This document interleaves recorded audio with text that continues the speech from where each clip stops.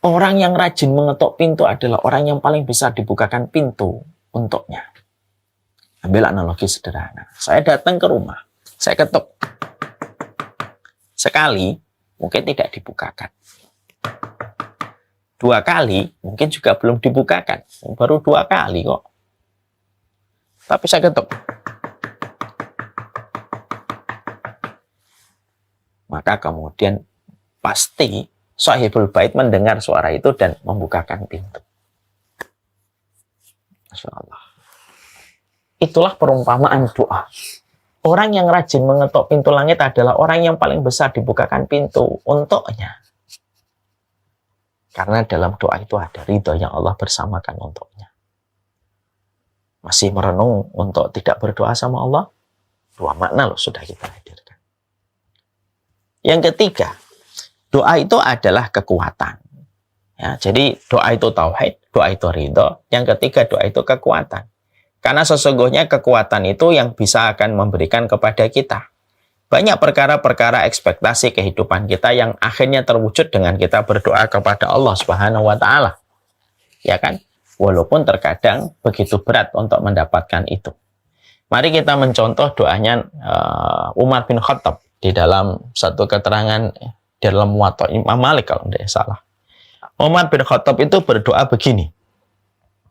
Allahumma inni as'aluka syahadatan fi sabilika wa wafatan bi biladi nabiyika. Ya Allah, aku minta mati syahid di jalanmu dan wafatnya di tanah nabimu. Wa wafatan bi biladi nabiyika. Ada seorang sahabat yang mengomentari doanya Umar bin Khattab. Wahai Umar bin Khattab, khalifah kami, kalau kamu minta syahid, jangan di kota Nabi, kota Madinah. Karena kota Nabi pada saat itu ketika Umar bin Khattab menjadi khalifah, itu kota yang paling aman. Karena betul-betul kekuasaan Islam pada saat itu sedang menderu-deru luar biasa menakutkan musuh-musuhnya Allah dan Rasulnya. Romawi lagi betul-betul bersiap-siap untuk menyambut musuh baru yang selama puluhan tahun mereka menghadapi Persia, tiba-tiba munculnya Islam. Persia tiba-tiba mereka khawatir karena Persia itu jatuh total itu pada saat ketika pada pemerintahan Umar bin Khattab. Kota Madinah menjadi kota yang paling aman pada saat itu. Makanya ketika ada yang mendengar doanya Umar bin Khattab, beliau berkata, kalau engkau ingin mati syahid, jangan di kota Nabi, karena kota Nabi tidak ada peperangan. Tapi Nabi tetap berdoa. Tapi kemudian Umar bin Khattab tetap berdoa, ingin matinya di kota Nabi, yaitu kota Madinah. Dan ternyata siapa yang benar? Umar bin Khattab atau temannya? Yang benar adalah Umar bin Khattab. Umar bin Khattab akhirnya betul-betul beliau mati syahid di kota nabinya, yaitu kota Madinah. Ketika beliau ditusuk oleh Abu Lulu'ah al-Majusi. Di mana beliau meninggalnya? Di kota Madinah. Mati syahid karena yang membunuhnya adalah seorang Majusi yang dendam kesumat karena Persia dijatuhkan dan dihancurkan. Doa itu adalah kekuatan. Makanya meringankan kita. Mari kita belajar dari Nabi Ibrahim, Bapak dan Ibu, bersama dengan Ismail alaihi salam. Bahwasanya di dalam salah satu riwayat disebutkan bahwasanya Nabi Ibrahim itu tidak setiap waktu membersamai Nabi Ismail. Dalam beberapa riwayat itu diterangkan bahwasanya Nabi Ibrahim itu 3 kali menjenguk Ismail di kota Mekah, di kota Bekkah. Yang pertama ketika nganter, yang kedua ketika beliau berusia 9 tahun dalam proses penyembelihan, yang ketiga tidak ketemu, yang keempat yaitu ketika beliau mendapati Ismail sudah mengganti palang pintunya, yaitu mengganti istrinya. Tapi yang menarik perhatian kita untuk kita tadaburin dan kita jadikan perenungan itu apa? Masya Allah. Kenapa Nabi Ibrahim itu tidak membersamai Ismail setiap hari? Tidak membersamai Ismail itu setiap saat.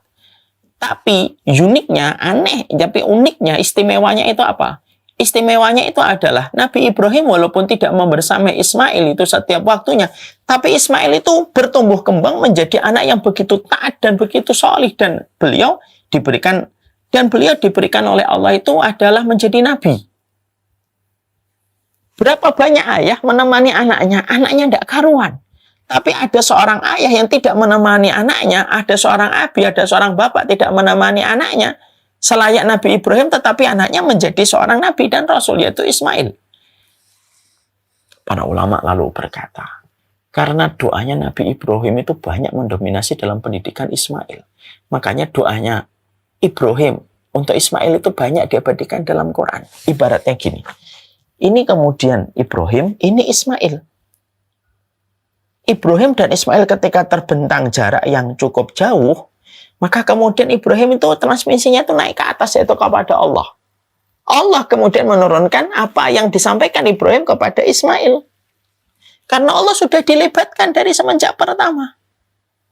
Allah itu kalau sudah dilibatkan semenjak pertama, maka sesungguhnya Allah betul-betul maka Allah tidak akan mengecewakan terhadap permintaan hambanya. Bukankah Allah tidak pernah mengecewakan permintaan hambanya?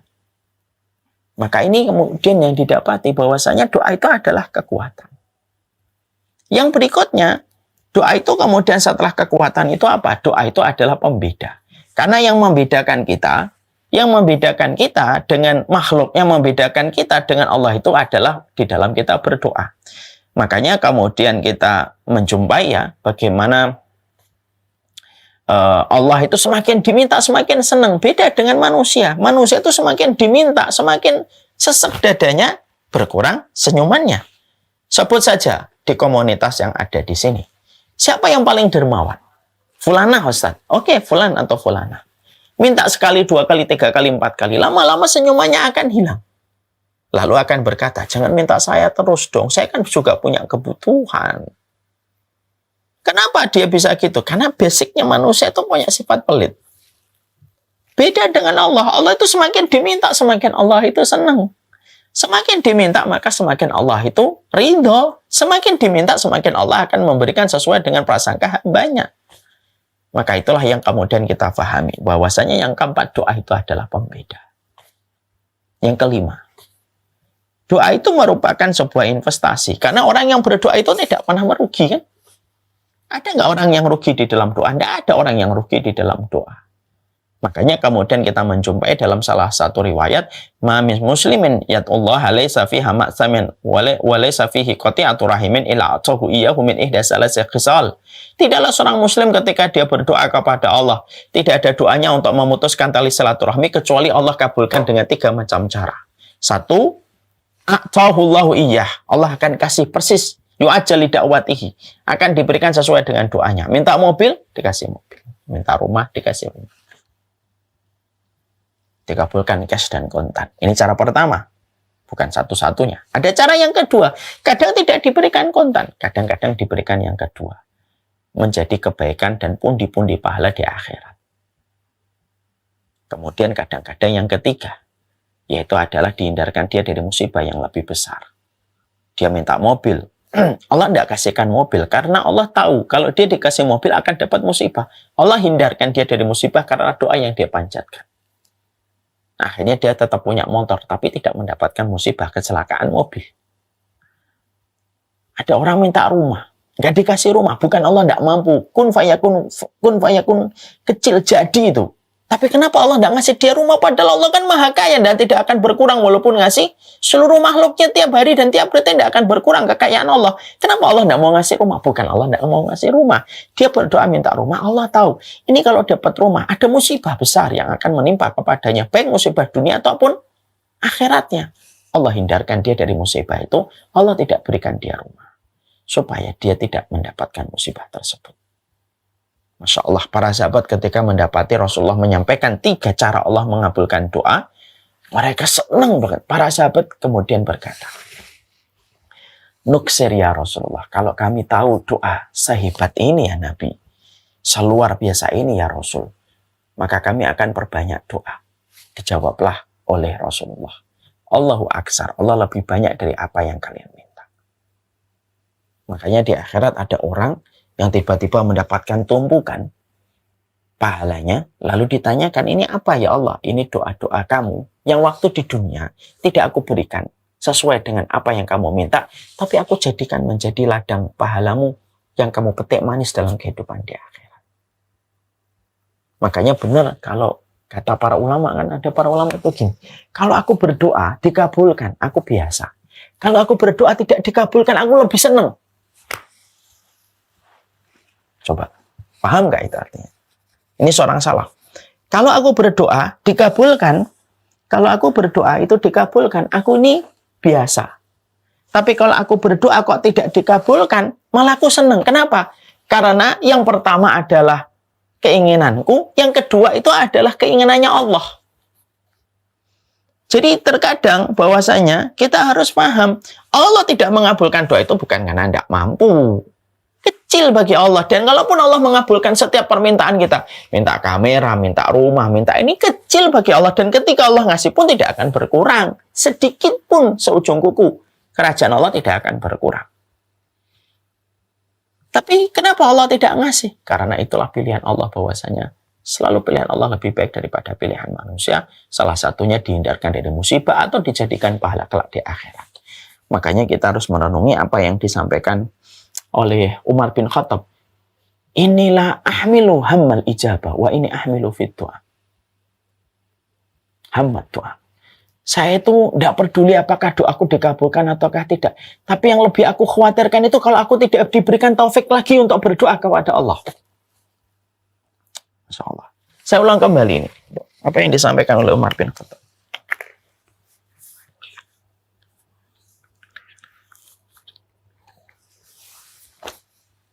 Inilah ahmilu hammal ijabah. Wa ini ahmilu hammad doa. Saya itu tidak peduli apakah doa saya dikabulkan atau tidak. Allah yang paling tahu. Dan Allah punya 1000 cara untuk mengabulkan apapun yang diminta oleh hambanya. Tapi yang lebih aku khawatirkan itu aku tidak memiliki sebuah kekuatan untuk berdoa. Aku tidak lagi memiliki taufik dan hidayah untuk berdoa. Berapa banyak orang manusia di atas muka bumi ini jalan gitu. Lalu dia sombong dengan pikirannya, circle-nya, komunitasnya. Merasa bahwasanya dia tidak usah banyak doa sudah mendapatkan. Ini kata Umar bin Khattab lebih mengkhawatirkan daripada doa yang terkadang seakan tidak dikabulkan oleh Allah. Orang kalau sudah tidak lagi memiliki hidayah untuk berdoa itu gimana? Hidupnya ngerasa semuanya bisa diselesaikan sendiri.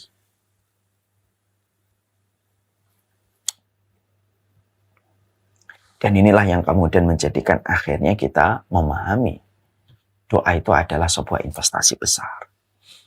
Yang keenam, yang kita harus pahami, doa itu adalah melampaui. Doa itu merubah yang mustahil menjadi mustajab. Masa Ustaz? Iya.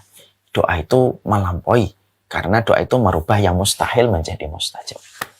Mari kita simak bagaimana ada seorang yang menceritakan di dalam kitab-kitab para ulama salaf. Namanya Abu Bakar bin Muhammad bin Dawud. Suatu waktu dia berjalan menaiki bigholnya. Binggol itu kayak keledai gitu. Lalu kemudian di tengah jalan ada orang yang ingin menumpang binggolnya. Maka karena beliau dasarnya baik, maka beliau mempersilahkan orang itu untuk numpang bersama dengan dirinya. Menuju satu kota yang sama. Pada trek yang biasa dilewati oleh Abu Bakar bin Muhammad bin Dawud. Ya. Maka kemudian pada saat itu, tiba-tiba yang menumpang mengendari bersama dia itu mengarahkan sebuah trek yang baru, jalan yang baru. Abu Bakar bin Muhammad bin Dawud asalnya menolak lewat situ. Karena dia tidak mengenali trek situ. Lalu si penumpang di belakangnya meyakinkan kepada dirinya, enggak, insya Allah di sini jalannya lebih cepat. Kamu belum tahu kan? Karena bermodal keyakinan, ya akhirnya diikutin. Ketika sudah beberapa waktu berjalan, tiba-tiba mendapati satu keanehan. Banyak sisi kanan kiri itu sudah mulai kelihatan tulang-tulang manusia. Kaget dia. Ketika dia mencoba untuk membalikkan kembali bigholnya menuju ke jalan biasa, ternyata yang di belakang sudah mengarahkan senjata kepada dirinya. Dan dia berkata, saya rampok kamu. Di sebuah tempat yang tidak akan, teriakanmu tidak akan terdengar oleh siapapun. Dia turun dari bigholnya, langsung lari, dikejar sama perampoknya. Abu Bakar bin Muhammad berkata kepada perampoknya, sudahlah ambil perbekalanku, ambil bigholku, sudah, jangan kejar saya. Perampoknya bilang, masalah keledaimu, bigholmu, perbekalanmu itu sudah jadi milik saya, tidak usah kamu debatkan lagi, tidak usah kamu suruh, itu sudah jadi milik saya. Tapi saya ingin membunuh kamu. Dikejar. Dan kecepatan perampoknya lebih cepat daripada speed larinya Abu Bakar bin Muhammad. Ditangkap. Ketika akan ditusuk, Maka kemudian Abu Bakar bin Muhammad memohon, izinkan saya beribadah dulu kepada Allah sekali ini aja sebelum saya meninggal dunia. Perampoknya ternyata masih ada hati nurani. Oke, mau apa kamu? Saya mau sholat 2 rakaat. Boleh. Setelah ini sudah ya. Ya, sholat. Dalam kondisi gemeter, ketakutan, keringat bercucuran. Sampai semua hafalan di dalam sholat hilang. Tidak ada yang dia ingat kecuali hanya satu ayat. Surat An-Naml 62. Amma yujibul muttar idza da'ah wa yakshifus su'. Siapa orang yang kemudian bisa siapakah yang mampu untuk memberikan siapakah orang yang mampu mengabulkan ketika terhimpit dan mampu untuk menyingkirkan semua kesulitan? Kalau bukan Allah itu siapa? Hanya itu ayat yang dia ulang-ulang. Sampai 2 rakaat itu. Ketika dia gemeter mau salam gitu. Maka pada saat itulah tiba-tiba muncul penunggang kuda dari satu lembah yang tidak ketahuan dari mana asalnya. Lalu melemparkan lembing mengarah tepat ke jantung perompak dan terperosok dia mati. Seakan-akan tidak percaya, Abu Bakar bin Muhammad ini lalu menemui pengendara kuda itu. Dari mana kamu datang? Dari zat yang mengabulkan keadaan ketika manusia terhimpit dan menyingkirkan semua kesulitan. Lalu penunggang itu pergi, lalu menghilang. Kisah itu nyata ada. Memberikan kepada kita, doa itu merubah yang mustahil menjadi mustajab. Menjadikan yang jauh menjadi dekat. Dan itu di dalam kita berdoa. Yang ketujuh, doa itu merupakan bagian dari sebuah ibadah. Ya, artinya setiap kita berdoa, setiap kita kemudian memohon kepada Allah, maka sesungguhnya semakin banyak kita mendapatkan pahala di sisi Allah. Mintalah doa terus. Melihat mobil, kita berdoa, ya Allah kalau saya punya mobil itu saya pakai dalam kebaikan. Minta sama Allah. Tidak ada ruginya. Itu pun akan diberikan oleh Allah pahala. Ya Allah, saya kalau punya tanah seluas itu saya akan bangun sebuah tempat rumah kreativitas, dakwah. Berdoa sama Allah. Teruslah berdoa sama Allah. Karena setiap kamu meminta, lembaran-lembaran pahalamu bertambah. Sebagaimana rukuk dan sujudmu. Dan yang ke-8. Doa itu adalah mengubah. Karena tidak ada yang bisa mengubah takdir kecuali adalah doa. Ad-doa wal qadar. Ya'talijani ila yaumil qiyamah. Doa dan takdir itu saling mendahului sampai hari kiamat. Doa dan takdir itu saling mendahului sampai hari kiamat. La yuraddu qadar illa bidoa. Tidak akan dirubah satu takdir kecuali dengan doa. Masya Allah, doa bisa merubah takdir. Dan kita bisa merubahnya menjadi satu kebaikan. Masihkah kita tidak berdoa sama Allah? Masihkah kemudian kita menahan diri untuk tidak berdoa kepada Allah? Dengan semua kekuatan yang dimiliki di dalam doa. Inilah yang disebut dengan mengetuk dan membuka pintu langit. Semoga makna ini yang kita hadirkan. Semoga makna inilah yang menjadikan kita ngerti. Jangan hanya berdoa, tapi dari hati yang lalai. Pikiran melayang-layang. Yang tidak mengetahui makna dari setiap apa yang dia panjatkan. Siapapun yang berdoa dari hati yang lalai, pikiran melayang-layang, lalu dia buta terhadap makna dan arti dalam setiap dia memanjatkan permohonan kepada Allah, maka pada dasarnya dia tidak pernah mengetahui betapa besarnya kekuatan doa Allah berikan mengubah setiap kebaikan di dalam kehidupannya. Semoga Allah memberikan kekuatan di dalam kehidupan kita. Semoga Allah memberikan keberkahan dalam kehidupan kita. Senantiasa berdoa. Jangan putus di dalam kita berdoa. Karena doa itu tidak pernah merugi. Wassallallahu ala nabiyina Muhammad. Walhamdulillahi rabbil alamin. Ini yang dapat kami sampaikan pada kesempatan hari ini. Berjumpa dengan para santri dan para santriwati yang luar biasa menemani dan membersamai di dalam perjalanan ilmu, dan kita menasihati diri kita masing-masing, termasuk saya kepada diri saya. Dan semoga nasihat ini ada yang bisa menghidupkan yang mati dan membasahi yang kering. Itulah yang menjadikan kita memahami bahwasanya doa itu perkara besar dan kita tidak boleh anggap ini merupakan perkara ringan. Karena kebaikan hidup kita mungkin salah satunya dari doa. Makanya kalau saya sering ditanya secara sederhana, ngobrol-ngobrol, bisik-bisik dengan teman-teman atau keluarga gitu. Kalau ditanya apa yang menjadikan Ustadz dimudahkan urusan dalam hidupnya, ya, maka sering saya berkata, bukan karena hebatnya saya, bukan karena pintarnya saya, bukan karena luasnya kenalan dan circle saya, tapi terkadang apa yang saya peroleh ini merupakan bagian dari kekuatan doa ibu kita dan bapak kita yang tersungkur di dalam sujudnya, yang doanya mereka kepada kita terkadang jauh lebih banyak daripada doa mereka kepada diri mereka, dan itulah yang menjadikan banyak persoalan kehidupan kita menjadi lebih mudah ketika doa itu betul-betul sudah tertambat di pintu langit dan terdengar nyaring di sisi Allah. Ya. Makanya kalau kita lihat ada orang, misalkan ada fulan, kok kelihatannya dia nggak terlalu pintar, tapi kok kehidupannya dimudahkan oleh Allah. Mungkin itu karena doa ibunya.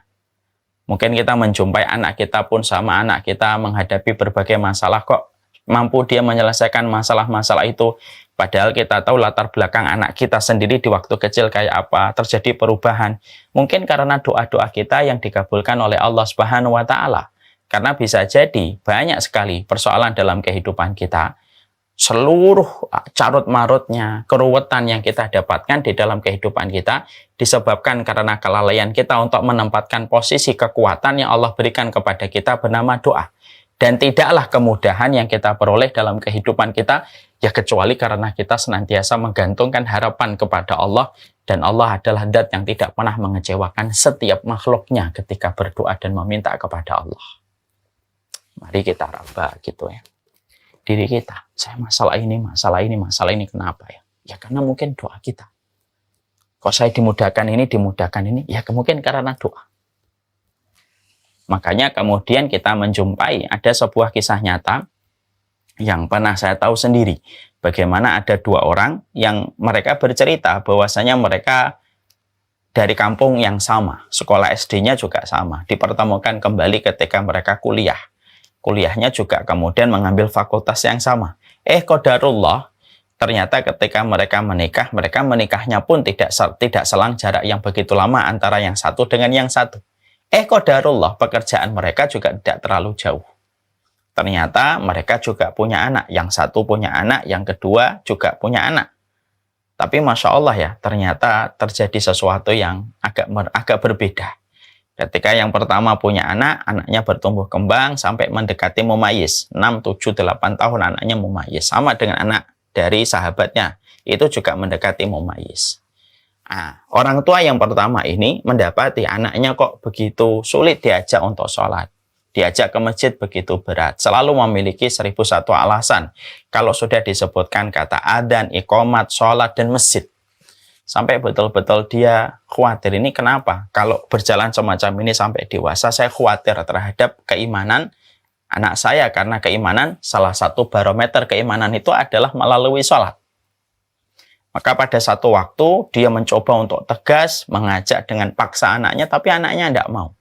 Hampir-hampir beliau kecewa, dan hampir beliau itu menampar, mencubit anaknya itu. Karena kekecewaan yang sudah menumpuk-numpuk ketika anaknya begitu sholat.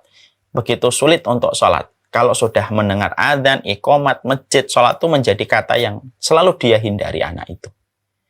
Ketika dia dalam kondisi yang betul-betul kecewa, maka kemudian akhirnya dia pergi, menenangkan diri, dia healing. Dia pergi, dia malah justru mendatangi temannya. Tidak ada niat dia kecuali ingin untuk menenangkan pikiran dia. Ketika sampai di rumah sahabatnya, dia menjumpai keluarganya karena mereka sudah selayak saudara bertemu dengan anak dari teman dan sahabatnya. Masya Allah, mereka ngobrol sampai terdengar waktu adzan. Ketika terdengar waktu adzan, sahabatnya lalu berkata sama anaknya, "Nah, ini sudah adzan, siap-siap mau sholat." Anaknya begitu gampang, begitu ringan, langsung mempersiapkan dirinya untuk sholat. Lalu berangkatlah mereka bertiga, beliau, sahabatnya, dan anak sahabatnya ke masjid.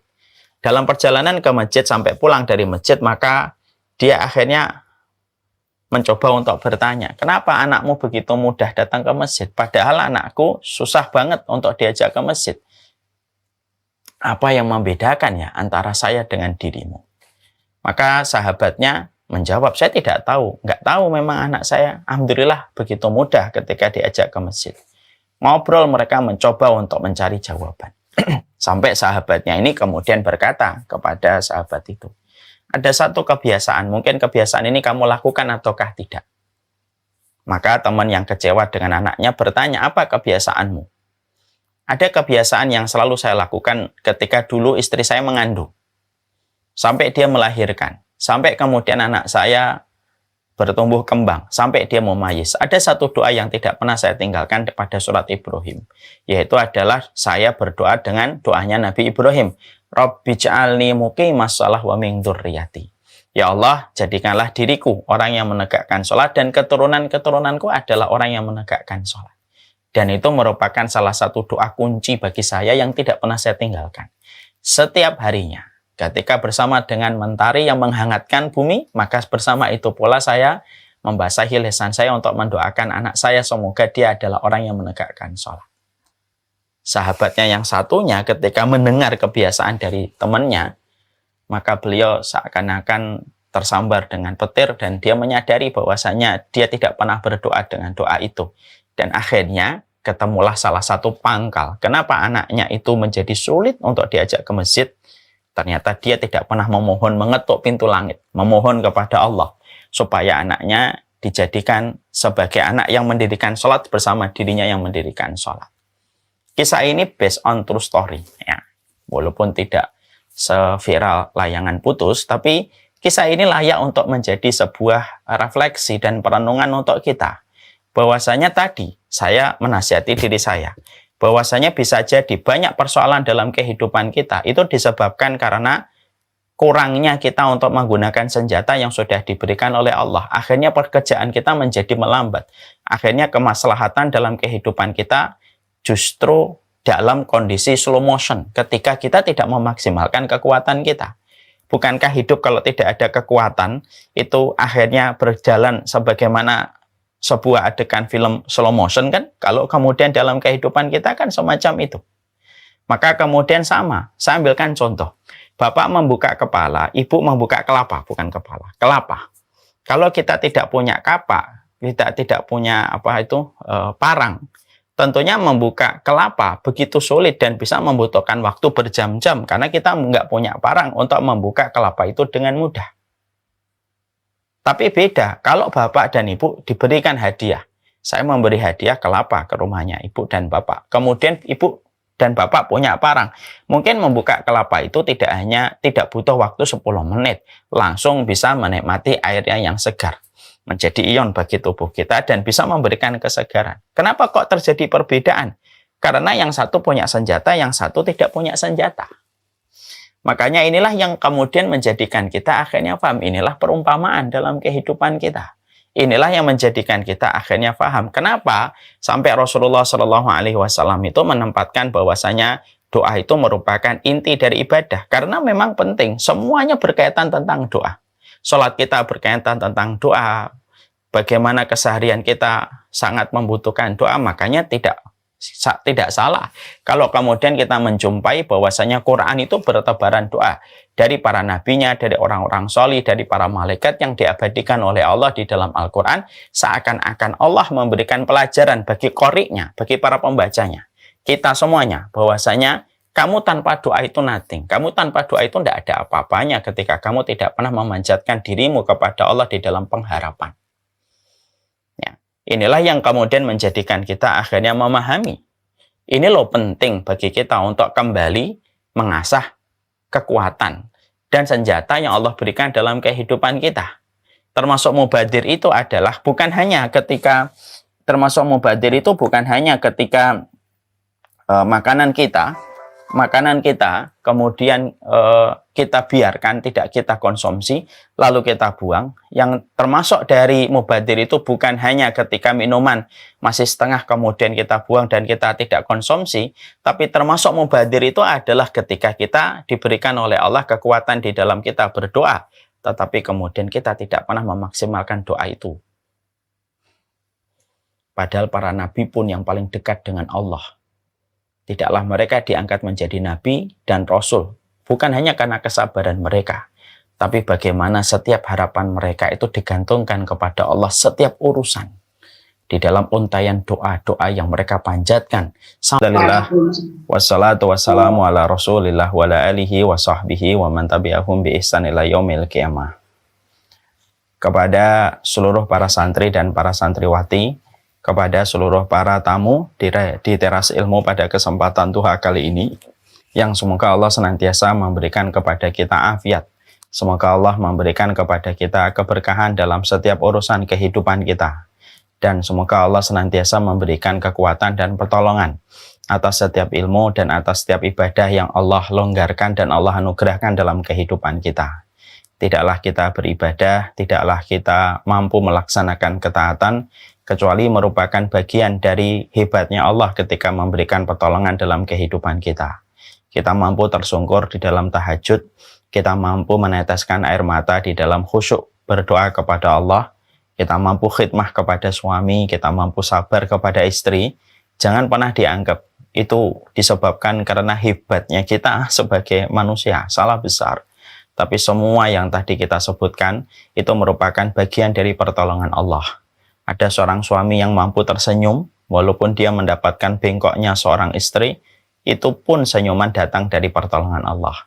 Seorang istri yang tetap khidmah walaupun suaminya mengecewakan, tidak sesuai dengan ekspektasi yang dia miliki, tetapi dia tetap bertahan karena ingat 8 pintu surga yang dia nantikan dan menjadi cita-citanya, itu pun juga karena pertolongan Allah. Kita mampu menjadi orang tua dengan segala macam berat konsekuensinya. Bagaimana menjaga anak-anak kita dari gadget, bagaimana menjaga anak kita dari berbagai macam hal, setiap hari, setiap waktu, tanpa kita bisa bertanya kapan kita bisa istirahat secara total. Itu pun tidak bisa kita lakukan kecuali karena pertolongan Allah. Semoga Allah memberikan kepada kita afiat, Allah memberikan kepada kita keberkahan. Allah juga memberikan kepada kita pertolongan-pertolongan dalam ibadah kita. Kalau kita sudah menyadari sebagaimana yang Allah firmankan, iyyaka na'budu wa iyyaka nasta'in, kepadamu ya Allah kami beribadah dan kepadamu kami meminta pertolongan, dan disebutkan kata meminta pertolongan setelah kata ibadah untuk menunjukkan ibadah itu tidak mampu dikerjakan kecuali pertolongan Allah. Kalau itu sudah diberikan oleh Allah kepada kita, jangan sombong, jangan jumawa. Siapapun yang sudah bisa membaca Al-Quran tidak perlu menyombongkan diri kepada mereka yang masih terbata-bata. Kepada orang yang sudah mampu menutup auratnya dengan sempurna, tidak usah sinis dan tidak usah memincingkan mata kepada mereka yang berproses di dalam menutup auratnya dan tidak bisa satu momen. Layaknya mungkin kita. Mungkin karena kita ditolong oleh Allah. Mungkin karena kita pasti ditolong oleh Allah. Dan tidak ada yang merasa jumawa karena tahu ibadah itu merupakan bagian dari perpanjangan pertolongan Allah dalam kehidupan setiap makhluknya, tak terkecuali adalah kita. Kepada Allah kita berharap dalam kebaikan. Alhamdulillah, tentunya senang sekali pada kesempatan ini kita dipertemukan oleh Allah di Taman Ilmu. Karena sesungguhnya ini merupakan bagian dari sebuah rasa untuk memberikan ketenangan dan kebahagiaan dalam kehidupan kita. Ketika kita senantiasa melapisi apapun yang Allah takdirkan dalam kehidupan kita dengan cara kita bersyukur. Karena kita tahu dan kita meyakini pemberian Allah itu tidak pernah salah takaran dan tidak pernah salah ukuran. Di dalam kita bersyukur tentunya kita harus paham syukurnya orang yang beriman itu tidak selalu sama dengan syukurnya kalangan materialisme. Orang-orang materialisme yang menjadi pecinta dunia kalau bersyukur selalu mendefinisikan syukur itu 1 tambah 1 menjadi 2. Tetapi syukur orang yang beriman tidak sebagaimana kalangan materialisme ketika bersyukur. Orang-orang yang beriman dan mencintai akhirat ketika dia bersyukur, maka dia tidak mendefinisikan volume dan kuantitas.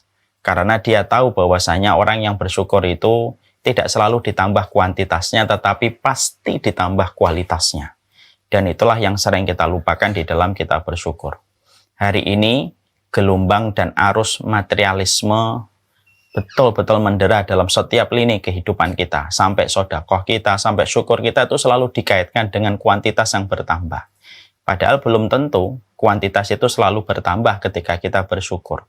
Tapi kualitasnya yang Allah pasti akan berikan. Orang yang mereka memiliki motor, apakah kalau bersyukur pasti memiliki mobil? Oh, belum tentu. Belum tentu. Banyak sekali orang-orang yang mereka dalam kehidupan ini mereka punya motor dan tidak pernah bisa membeli mobil, walaupun yang menaiki motor itu adalah orang yang jauh lebih bersyukur daripada kita. Tapi walaupun mereka tidak diberikan mobil oleh Allah, tetapi kualitas motornya, kelapangannya, kebahagiaannya yang menaiki motor itu mungkin melebihi mereka yang punya mobil. Apakah yang punya mobil pasti bisa membeli jet pribadi? Belum tentu. Banyak ustadz yang mobilnya mobil tua, tetapi mereka tidak pernah bisa membeli jet pribadi, padahal syukurnya kelihatan. Dari pagi ketika bangun sampai tidur kembali tidak ada yang dia ingat kecuali adalah Allah. Bersyukur dengan bertambahnya ketaatan.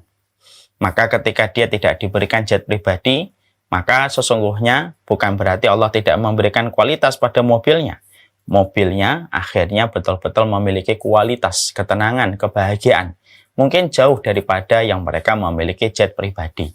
Disinilah kita harus paham. Sesungguhnya syukur itu menenangkan dan membahagiakan karena makna dalam setiap perkara di dunia akan diperoleh ketika kita bersyukur. Makna ini akan hilang, substansi kehidupan kita akan hilang. Kalau kemudian kita tidak memaksakan diri kita di dalam bersyukur, dan bersyukur itu berat. Makanya sampai Rasulullah SAW saja pun beliau minta tolong sama Allah supaya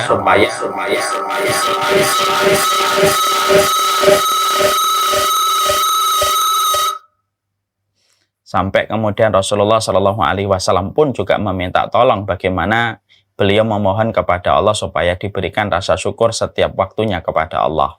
Makanya zikir yang tidak pernah ditinggalkan Nabi setiap habis sholat sepanjang hidupnya sampai hari ketika beliau wafat, yaitu adalah zikir Allahumma inni ala dzikrika wa syukrika wa husni ibadatika. Ya Allah, tolonglah aku untuk senantiasa ingat kepadamu, bersyukur kepadamu, dan beribadah yang benar kepadamu. Dan itu menunjukkan bahwasanya syukur itu tidak gampang.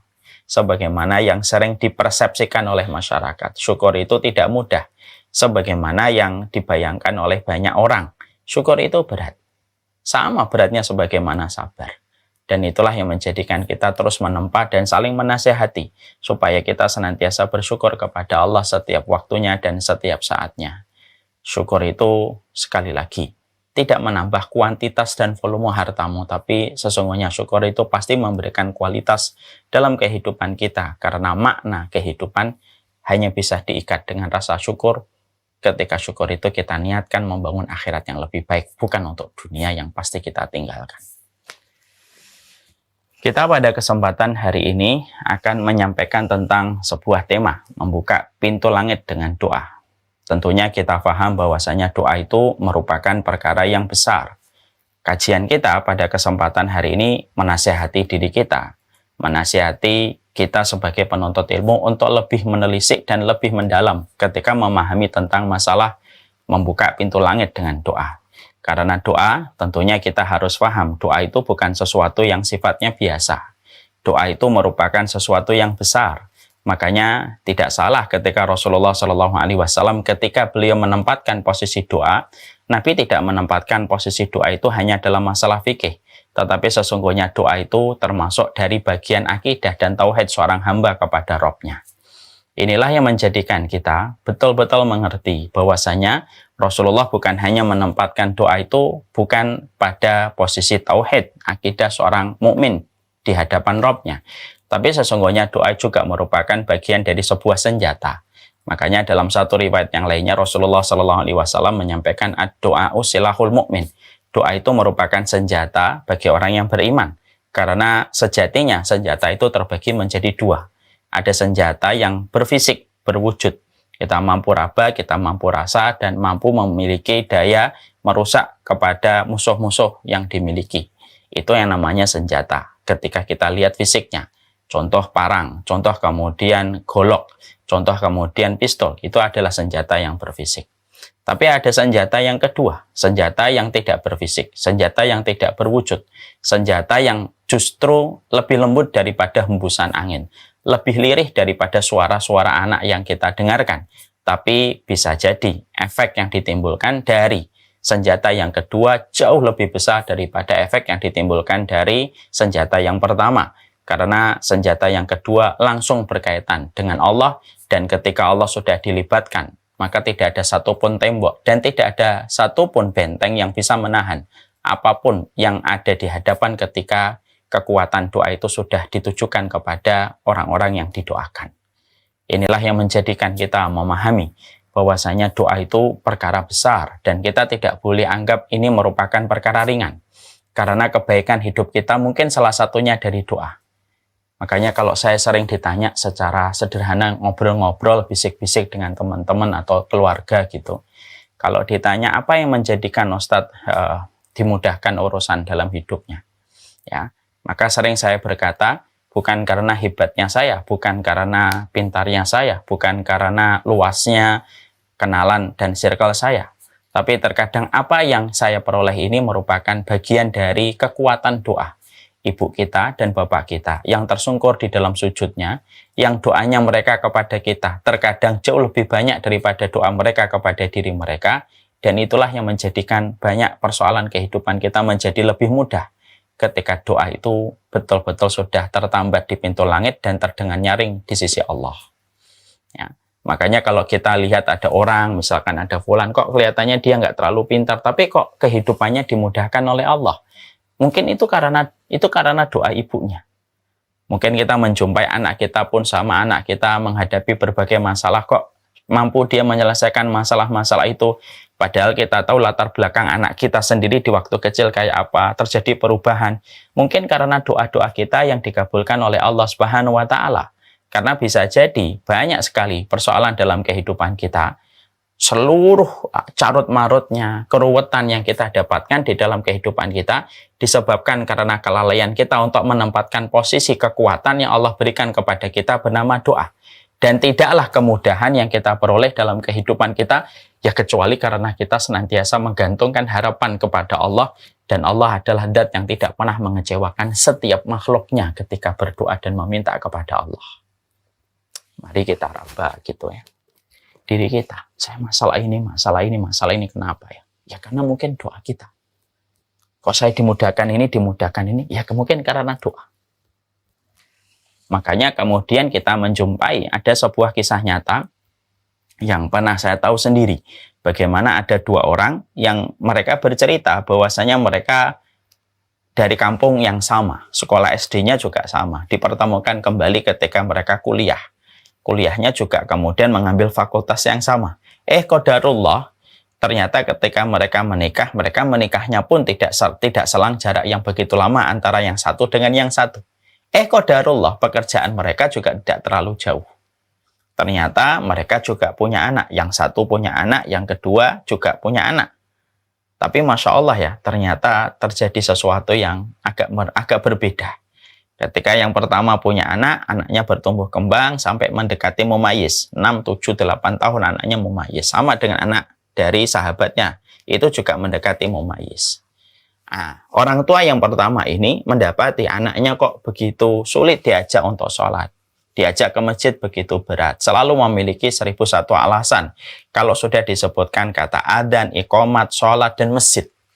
Sampai betul-betul dia khawatir, ini kenapa? Kalau berjalan semacam ini sampai dewasa, saya khawatir terhadap keimanan anak saya. Karena keimanan, salah satu barometer keimanan itu adalah melalui sholat. Maka pada satu waktu, dia mencoba untuk tegas, mengajak dengan paksa anaknya, tapi anaknya tidak mau. Hampir-hampir beliau kecewa dan hampir beliau itu menampar, mencubit anaknya itu. Karena kekecewaan yang sudah menumpuk-numpuk ketika anaknya begitu sholat. Begitu sulit untuk sholat. Kalau sudah mendengar adzan, iqomat, masjid, sholat itu menjadi kata yang selalu dia hindari anak itu. Ketika dia dalam kondisi yang betul-betul kecewa, maka kemudian akhirnya dia pergi, menenangkan diri, dia healing. Dia pergi, dia malah justru mendatangi temannya. Tidak ada niat dia kecuali ingin untuk menenangkan pikiran dia. Ketika sampai di rumah sahabatnya, dia menjumpai keluarganya karena mereka sudah selayak saudara bertemu dengan anak dari teman dan sahabatnya. Masya Allah, mereka ngobrol sampai terdengar waktu adzan. Ketika terdengar waktu adzan, sahabatnya lalu berkata sama anaknya, "Nah, ini sudah adzan, siap-siap mau sholat." Anaknya begitu gampang, begitu ringan, langsung mempersiapkan dirinya untuk sholat. Lalu berangkatlah mereka bertiga beliau, sahabatnya, dan anak sahabatnya ke masjid. Dalam perjalanan ke masjid sampai pulang dari masjid, maka dia akhirnya mencoba untuk bertanya, kenapa anakmu begitu mudah datang ke masjid? Padahal anakku susah banget untuk diajak ke masjid. Apa yang membedakan ya antara saya dengan dirimu? Maka sahabatnya menjawab, saya tidak tahu. Nggak tahu memang anak saya. Alhamdulillah begitu mudah ketika diajak ke masjid. Ngobrol, mereka mencoba untuk mencari jawaban. Sampai sahabatnya ini kemudian berkata kepada sahabat itu, ada satu kebiasaan, mungkin kebiasaan ini kamu lakukan ataukah tidak? Maka teman yang kecewa dengan anaknya bertanya, apa kebiasaanmu? Ada kebiasaan yang selalu saya lakukan ketika dulu istri saya mengandung. Sampai dia melahirkan. Sampai kemudian anak saya bertumbuh kembang. Sampai dia memayis. Ada satu doa yang tidak pernah saya tinggalkan pada surat Ibrahim. Yaitu adalah saya berdoa dengan doanya Nabi Ibrahim. Rabbi ja'alni muqimas shalah wa min dzurriyyati. Ya Allah, jadikanlah diriku orang yang menegakkan sholat dan keturunan-keturunanku adalah orang yang menegakkan sholat. Dan itu merupakan salah satu doa kunci bagi saya yang tidak pernah saya tinggalkan. Setiap harinya, ketika bersama dengan mentari yang menghangatkan bumi, maka bersama itu pula saya membasahi lisan saya untuk mendoakan anak saya semoga dia adalah orang yang menegakkan sholat. Sahabatnya yang satunya ketika mendengar kebiasaan dari temannya, maka beliau seakan-akan tersambar dengan petir dan dia menyadari bahwasanya dia tidak pernah berdoa dengan doa itu. Dan akhirnya ketemulah salah satu pangkal. Kenapa anaknya itu menjadi sulit untuk diajak ke masjid? Ternyata dia tidak pernah memohon mengetuk pintu langit, memohon kepada Allah supaya anaknya dijadikan sebagai anak yang mendirikan sholat bersama dirinya yang mendirikan sholat. Kisah ini based on true story, ya. Walaupun tidak seviral Layangan Putus, tapi kisah ini layak untuk menjadi sebuah refleksi dan perenungan untuk kita. Bahwasanya tadi saya menasihati diri saya, bahwasanya bisa jadi banyak persoalan dalam kehidupan kita itu disebabkan karena kurangnya kita untuk menggunakan senjata yang sudah diberikan oleh Allah. Akhirnya pekerjaan kita menjadi melambat. Akhirnya kemaslahatan dalam kehidupan kita justru dalam kondisi slow motion ketika kita tidak memaksimalkan kekuatan kita. Bukankah hidup kalau tidak ada kekuatan itu akhirnya berjalan sebagaimana sebuah adegan film slow motion kan? Kalau kemudian dalam kehidupan kita kan semacam itu. Maka kemudian sama, saya ambilkan contoh. Bapak membuka kepala, ibu membuka kelapa, bukan kepala, kelapa. Kalau kita tidak punya kapak, kita tidak punya parang, tentunya membuka kelapa begitu sulit dan bisa membutuhkan waktu berjam-jam karena kita nggak punya parang untuk membuka kelapa itu dengan mudah. Tapi beda kalau bapak dan ibu diberikan hadiah. Saya memberi hadiah kelapa ke rumahnya ibu dan bapak. Kemudian ibu dan bapak punya parang. Mungkin membuka kelapa itu tidak butuh waktu 10 menit. Langsung bisa menikmati airnya yang segar. Menjadi ion bagi tubuh kita dan bisa memberikan kesegaran. Kenapa kok terjadi perbedaan? Karena yang satu punya senjata, yang satu tidak punya senjata. Makanya inilah yang kemudian menjadikan kita akhirnya paham. Inilah perumpamaan dalam kehidupan kita. Inilah yang menjadikan kita akhirnya paham. Kenapa sampai Rasulullah SAW itu menempatkan bahwasanya doa itu merupakan inti dari ibadah. Karena memang penting. Semuanya berkaitan tentang doa. Sholat kita berkaitan tentang doa. Bagaimana keseharian kita sangat membutuhkan doa. Makanya tidak salah kalau kemudian kita menjumpai bahwasanya Quran itu bertebaran doa dari para nabinya, dari orang-orang sholih, dari para malaikat yang diabadikan oleh Allah di dalam Al-Quran. Seakan-akan Allah memberikan pelajaran bagi qori'nya, bagi para pembacanya, kita semuanya, bahwasanya kamu tanpa doa itu nothing. Kamu tanpa doa itu tidak ada apa-apanya ketika kamu tidak pernah memanjatkan dirimu kepada Allah di dalam pengharapan. Inilah yang kemudian menjadikan kita akhirnya memahami. Ini loh penting bagi kita untuk kembali mengasah kekuatan dan senjata yang Allah berikan dalam kehidupan kita. Termasuk mubadir itu adalah bukan hanya ketika makanan kita makanan kita, kemudian kita biarkan, tidak kita konsumsi, lalu kita buang. Yang termasuk dari mubadir itu bukan hanya ketika minuman masih setengah kemudian kita buang dan kita tidak konsumsi, tapi termasuk mubadir itu adalah ketika kita diberikan oleh Allah kekuatan di dalam kita berdoa, tetapi kemudian kita tidak pernah memaksimalkan doa itu. Padahal para nabi pun yang paling dekat dengan Allah, tidaklah mereka diangkat menjadi nabi dan rasul, bukan hanya karena kesabaran mereka, tapi bagaimana setiap harapan mereka itu digantungkan kepada Allah, setiap urusan. Di dalam untaian doa-doa yang mereka panjatkan, sampai Allah itu ridho kepada mereka. Hingga Allah pun menjadikan mereka, hingga Allah pun mengabadikan doa-doa mereka di dalam Al-Quran. Nah, inilah yang kemudian menjadikan kita akhirnya memahami, inilah yang disebut dengan doa. Makanya setelah kita memahami betapa posisi doa itu adalah merupakan perkara yang besar untuk kehidupan kita, sekarang mari kita bedah dulu. Arti doa dalam kehidupan kita itu apa sih? Di dalam definisi dan makna yang terkandung di dalam doa. Karena doa itu bisa jadi terdiri dari 3 kata. Betul, doa itu terdiri dari 3 kata. D-O-A. Doa. Tapi sesungguhnya doa itu bukan hanya bagaimana engkau mengangkat tangan meminta kepada Allah tanpa makna yang dihadirkan. Doa itu memiliki makna. Dan sesungguhnya agama kita adalah agama yang selalu memberikan referensi dan makna dalam setiap perkara. Jangan menjadi muslim yang kehilangan makna dalam setiap penghambaan kita kepada Allah. Pada puasamu ada makna bagaimana kamu merasakan empati kepada orang yang membutuhkan. Dalam berdirimu ada makna bahwasanya mendapatkan surga itu harus dengan kelelahan, karena orang yang banyak berdiri di dunia kepada Allah adalah orang yang banyak duduk nanti di akhirat. Semua itu ada makna. Dalam sedekah itu ada makna bagaimana kamu mengikis dan memadamkan kisi-kisi bakhil dan pelitnya kita yang merupakan bagian dari basic kehidupan manusia. Setiap perkara itu ada makna. Dan kita tidak boleh kehilangan makna dalam setiap perkara yang Allah syariatkan dalam kehidupan kita. Sama pula ketika kemudian kita mendapati bahwasanya kita adalah berdoa dan doa itu merupakan intinya doa, intinya ibadah. Doa itu merupakan bagian dari senjata dan kita melihat pembeda kualitas kehidupan manusia salah satunya dibedakan dengan doa. Maka inilah yang kemudian menjadikan kita harus mempelajari dulu. Karena mempelajari doa itu sebenarnya nggak bisa singkat. Tapi setidaknya, ayo kita pelajari bertahap. Apa sih makna yang terikat pada doa? Supaya betul-betul doa ini betul-betul mampu kita maknai secara benar. Karena banyak doa yang hari ini datang dari hati yang lalai, pikiran yang melayang-layang.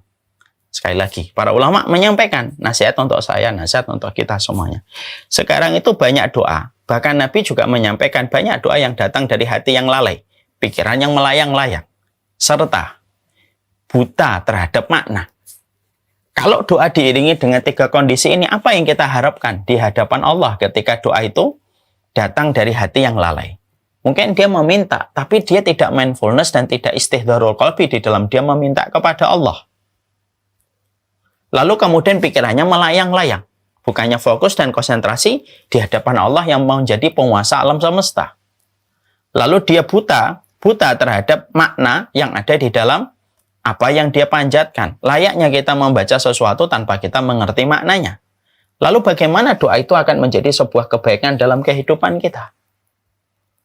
Ya. Karena senjata pun juga kita harus paham bagaimana menggunakannya. Menggunakan pistol tentunya tidak sama dengan menggunakan parang. Menggunakan parang tentunya tidak sama dengan menggunakan pisau dapur. Semuanya memiliki cara. Dan itu merupakan bagian dari prosedur yang tentunya kita sebagai penuntut ilmu harus paham, harus ngerti apa sih yang kemudian harus kita panjatkan dan bagaimana makna yang terkandung di dalam doa. Kita harus paham tata caranya, kita harus paham setiap makna yang kita baca, bahkan kita harus paham latar belakang dalam setiap doa yang kita panjatkan kepada Allah. Karena sekali lagi, salah satu pembeda kualitas kehidupan kita didasarkan kepada doa yang kita panjatkan. Dan bisa jadi kehidupan akhirat kita pun akan dibedakan dengan doa-doa yang kita panjatkan di hadapan Allah pada kehidupan kita. Makanya tidak mengherankan kalau kita menjumpai Rasulullah Shallallahu Alaihi Wasallam. Rasulullah Shallallahu Alaihi Wasallam itu adalah orang yang sangat menggunakan kekuatan di dalam doa. Makanya Nabi kalau berdoa begitu panjang. Makanya kita pernah menjumpai dalam satu riwayat Nabi berdoa dari habis asar sampai maghrib, sampai menjelang maghrib. Dan ini kan tamparan buat kita semuanya kan, untuk saya. Gimana kemudian tidak tamparan untuk saya? Kita ini kalau berdoa 10-15 menit sudah mulai bingung. Apa aja yang kita minta kepada Allah? Padahal Nabi memohon kepada Allah dari habis asar sampai menjelang maghrib. Dan itu menunjukkan betapa besarnya Rasulullah itu mengenal Robnya. Betapa Rasulullah itu mengenali hakikat dirinya. Sampai semua hakikat dirinya itu diungkapkan kepada Allah untuk dimintain pertolongan dalam untayan doa yang beliau panjatkan kepada Allah. Kita ini kadang-kadang jadi muslim, saya kadang-kadang tidak ngerti hakikat diri kita, kekurangannya apa, aibnya apa, kebutuhannya apa. Nggak pernah kita breakdown kehidupan kita di hadapan Allah. Kita ngerasa baik-baik aja. Makanya kalau berdoa sedikit, kenapa? Kita tidak paham tentang hakikat diri kita sendiri. Kita tidak paham kekurangan kita. Kita tidak paham lembaran-lembaran kemaksiatan yang telah kita lakukan sampai akhirnya kita keluh serta bingung di dalam kita berdoa. Padahal doa itu dicontohkan oleh Rasulullah. Betapa besarnya hajat yang beliau sampaikan kepada Allah dalam setiap perkara pada kehidupan beliau. Makanya inilah yang kemudian menjadikan kita harus paham. Ya, saya ingin menyampaikan dulu makna, supaya ketika makna ini sudah kita pahami dengan ilmu, referensi kita hadirkan sesuai dengan makna yang dimiliki. Kalau kita berdoa, mengikat makna, mengkhusyukkan hati, memfokuskan pikiran. Maka inilah yang akan menjadikan doa kita nyaring, terdengar di sisi Allah. Maka makna ini kita pelajari dulu. Karena ini merupakan bagian dari sebuah syarat syah ketika kita mengenal kekuatan mengetuk pintu langit yang bernama doa. Maka para ulama setidaknya ketika saya mencoba untuk memberikan beberapa referensi dan riwayat, ternyata doa itu kalau kemudian didefinisikan, doa itu memiliki 8 makna. Dari berdasarkan hadis ataupun ayat-ayat yang disampaikan Allah dan Rasul-Nya. Dan ini yang terkadang lupa, alpa untuk kita pahami dan untuk kita mengerti. Yang pertama, sesungguhnya doa itu merupakan tauhid. Ini yang pertama. Doa itu merupakan tauhid. Kenapa dikatakan doa itu adalah tauhid?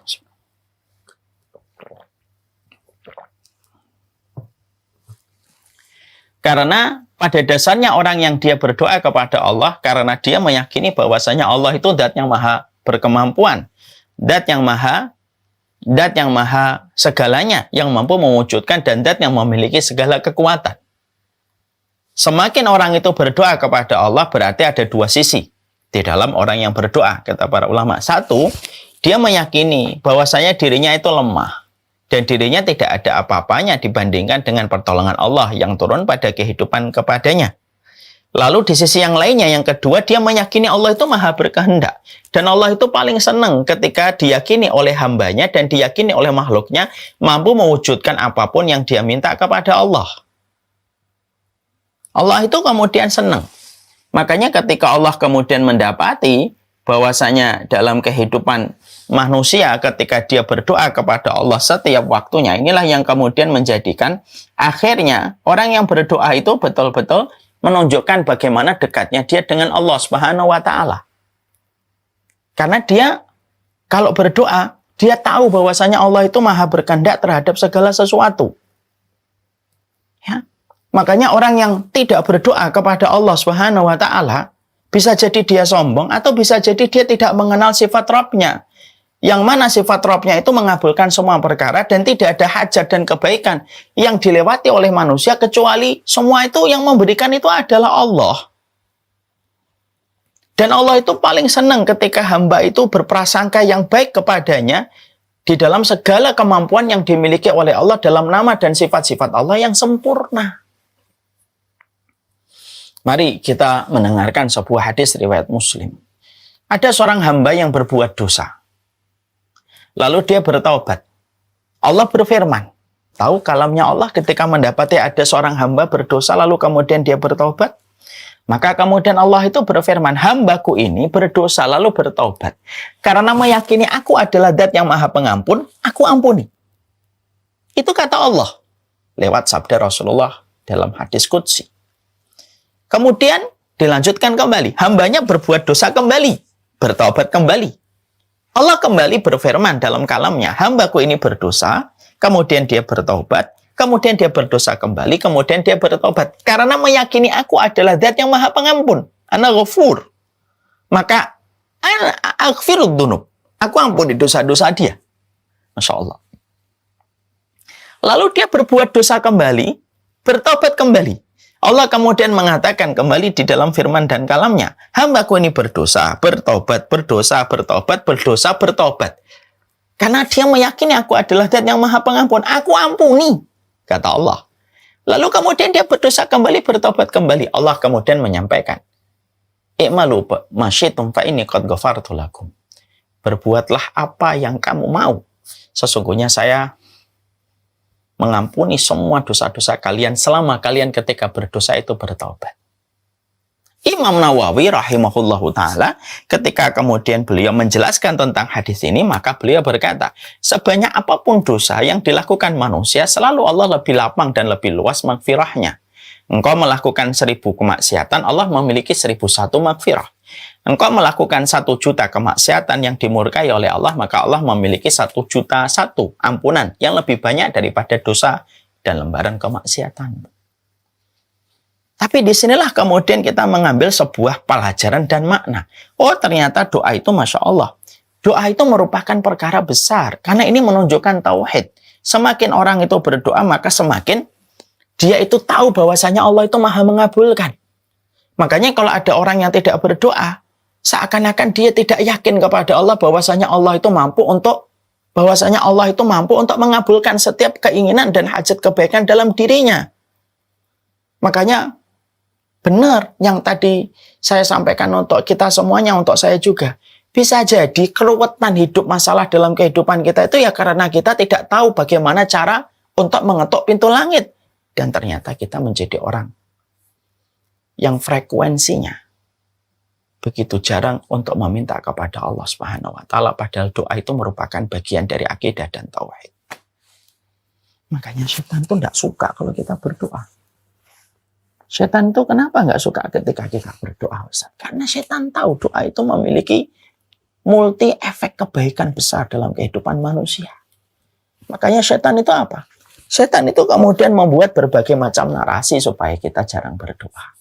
Salah satu narasi yang paling laris itu apa? Udahlah, Anda usah banyak doa. Oh, kamu aja amalnya masih belepotan kayak gitu. Minta terus sama Allah. Malu, sungkan sama Allah kalau minta-minta itu. Padahal Allah tidak pernah menutup pintu untuk hambanya. Dan Allah tidak pernah menutup pintu rahmat untuk setiap makhluknya. Dan Allah tidak pernah memadamkan harapan yang dimiliki oleh setiap makhluk kepadanya. Berdoalah. Karena doa itu menunjukkan akidahmu benar. Kamu mengenal Allah dengan sempurna. Ketika engkau berdoa kepada Allah dalam setiap waktunya. Ya, makanya ada yang mengatakan, apakah kita berdoa dalam setiap perkara? Ustaz, iya, dalam setiap perkara. Bolehkah saya meminta urusan dunia dalam doa saya? Boleh. Yang tidak boleh itu ketika beribadah untuk urusan dunia. Nah, itu tidak boleh. Sholat duha kamu untuk kaya. Sholat tahajud kamu supaya bisnis kamu lancar. Tentunya tidak boleh. Ibadah akhirat diperuntukkan untuk membangun kehidupan akhirat yang lebih baik. Sholat tahajud untuk membangun sebuah kamar di surga yang tidak bisa diperoleh dengan sholat tahajud. Semua ibadah akhirat itu untuk akhirat yang lebih baik. Ya. Jangan ibadah cita rasa dunia. Allah membagi dunia bukan berdasarkan ibadah, tapi berdasarkan takaran takdir yang ditetapkan. Khamsina alfi sanah qabla khalqis samawati wal ardi. Yaitu 50.000 tahun sebelum Allah menciptakan langit dan bumi. Ada yang dikayakan, itu ujian. Ada yang dimiskinkan dan disempitkan, itu pun juga ujian. Kalau beribadah untuk dunia, tidak boleh. Tapi berdoa minta dunia, boleh. Bahkan sampai Rasulullah SAW menyampaikan sampai urusan garam kamu yang tumpah, mintalah doa kepada Allah gantinya. Sampai urusan sandal kamu yang copot, maka mintalah petunjuknya kepada Allah dan meminta gantinya kepada Allah. Disitulah kita akhirnya paham. Doa itu adalah tauhid. Menunjukkan kepada kita betapa semakin kita mengenal Allah, semakin kita akan berdoa. Jangan biarkan setan mengkudeta hati kita, pikiran kita, dan memberikan narasi. Udahlah, nggak usah banyak berdoa, sungkan. Udahlah, kalau berdoa itu nggak usah tinggi-tinggi gitu. Jangan minta surga firdaus itu. Yang pinggir-pinggir aja, itu juga merupakan bagian dari narasi setan. Padahal, sesungguhnya kita diperintahkan berdoa dalam seluruh perkara dalam kehidupan kita. Makna yang kedua, doa itu apa? Makna yang kedua dari doa itu adalah keridhaan. Karena Allah itu ridho sama orang yang berdoa. Makanya di dalam satu riwayat Imam Ahmad dijelaskan, di dalam satu riwayat Imam Ahmad, Rasulullah SAW itu menyampaikan, Innallaha yaghdab liman lam yas'alillah. Allah itu murka, Allah itu marah. Siapa yang dimarahi oleh Allah? Siapa yang dimurkahi oleh Allah? Bukan hanya pezina, bukan hanya peminum khamr, bukan hanya orang yang merubah syariat. Enggak, bukan hanya itu saja. Termasuk di antara orang yang sangat dimurkai oleh Allah ketika Nabi menjelaskan tentang sifat Rabb-nya. Innallaha yaghdab. Allah itu marah. Kepada siapa Allah itu marah? Liman lam yas'alillah. Kepada orang yang tidak pernah meminta kepada Allah. Jadi mintalah kepada Allah. Karena dengan meminta kepada Allah itu menurunkan keridhaan Allah kepada dirimu. Tapi ketika engkau menjarangkan frekuensi untuk berdoa, bahkan tidak pernah meminta kepada Allah, Allah itu marah. Allah itu marah, berarti hamba ini ada masalah dalam tauhidnya ketika dia tidak mengenal siapa Rabb-nya. Makanya Allah itu murka. Sambilkan sebuah analogi sederhana. Ini analogi ya, walaupun sifatnya Allah tidak bisa disamakan dengan makhluknya. Laisa kamitslihi syai' wa huwas samiul basir. Tapi analogi ini hanya untuk memudahkan kita memahami. Kapan seorang suami dan istri tersiksa di dalam rumah? Banyak momen dan episode yang terkadang mereka merasa sedih di dalam rumah. Salah satu di antara episode yang membuat sedih seorang suami atau seorang istri adalah ketika pasangannya tidak terlalu membutuhkan dia. Misal, seorang istri di rumah ngerjain semuanya. Suaminya nggak dimintain tolong. Ngangkat aqua galon, ganti lampu, nyuci mobil. Suaminya cuek aja, dibiarin aja suaminya. Dia ngerjain semuanya. Suaminya tentunya akan merasa sedih. Kok dia nggak minta tolong sama saya?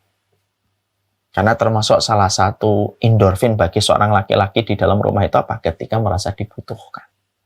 Sama istri. Istri kalau tidak dibutuhkan di dalam rumah, padahal rumah itu adalah istana bagi seorang wanita, dan ekspektasi tertinggi wanita adalah di dalam rumah. Kok dia tidak dibutuhkan ketika di rumah, pasti istri akan merasa kecewa, dan tentunya perasaan akan menderu-deru di dalam hatinya. Suaminya pulang nyiapin makan sendiri, goreng telur sendiri, kemudian mengambil ini, nyuci pakaian sendiri. Istrinya setiap naik ada apa, diem aja, nyetrika sendiri, semuanya dikerjain sendiri. Apa yang terjadi? Istrinya akan menangis. Bahkan bisa jadi itu lebih kuat efeknya daripada perkataan-perkataan yang kasar sekalipun. Disitulah kita mengambil sebuah sederhana makna. Doa itu keridhaan Allah. Doalah, berdoalah.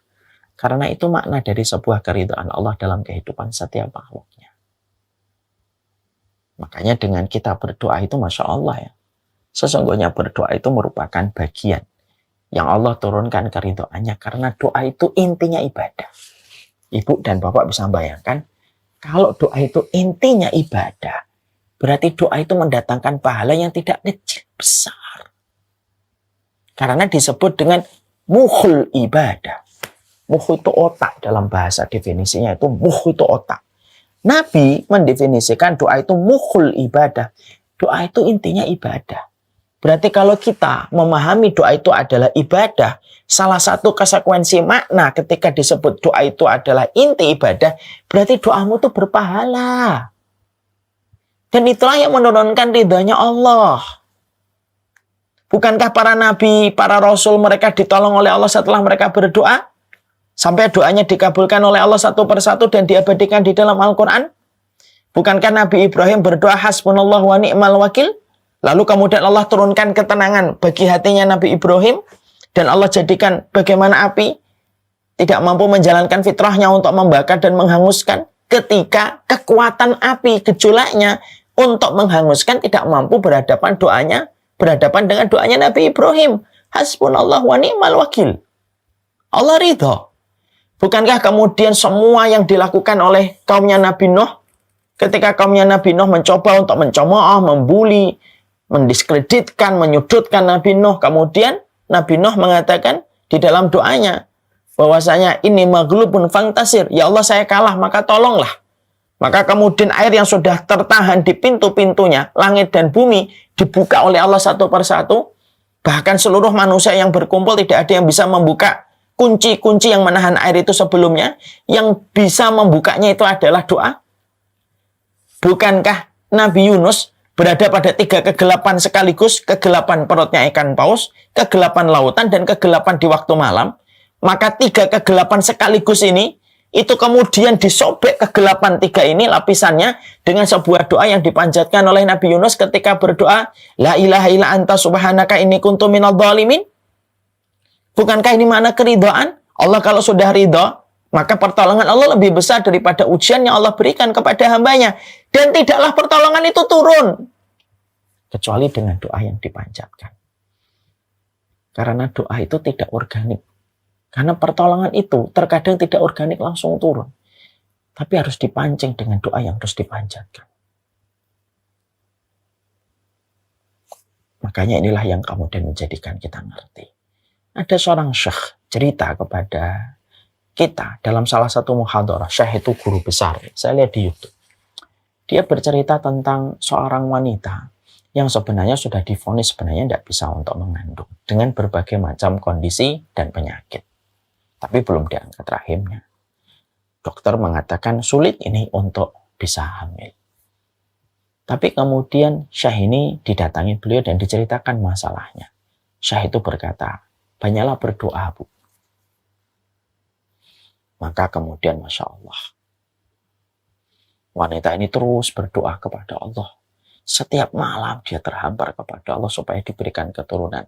Supaya tidak dibiarkan sendirian dalam kehidupan di dunia hingga tuanya.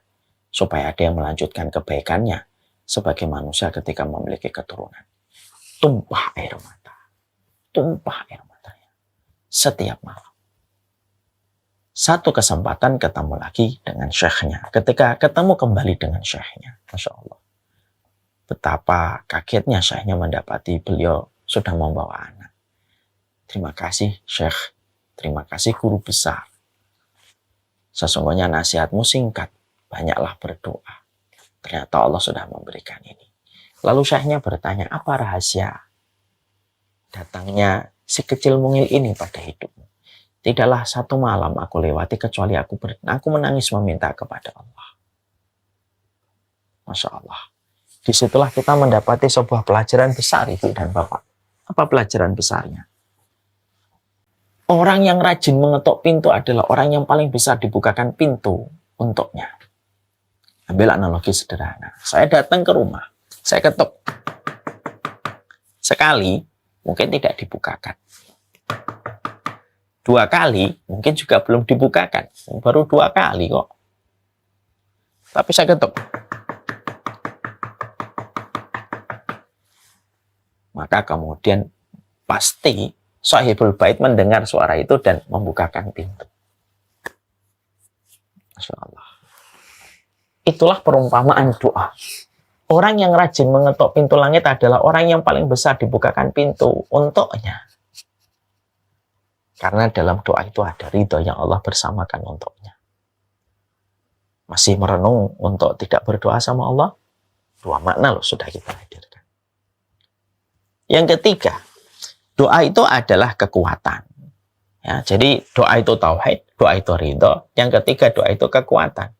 Karena sesungguhnya kekuatan itu yang bisa akan memberikan kepada kita banyak perkara-perkara ekspektasi kehidupan kita yang akhirnya terwujud dengan kita berdoa kepada Allah Subhanahu wa Ta'ala.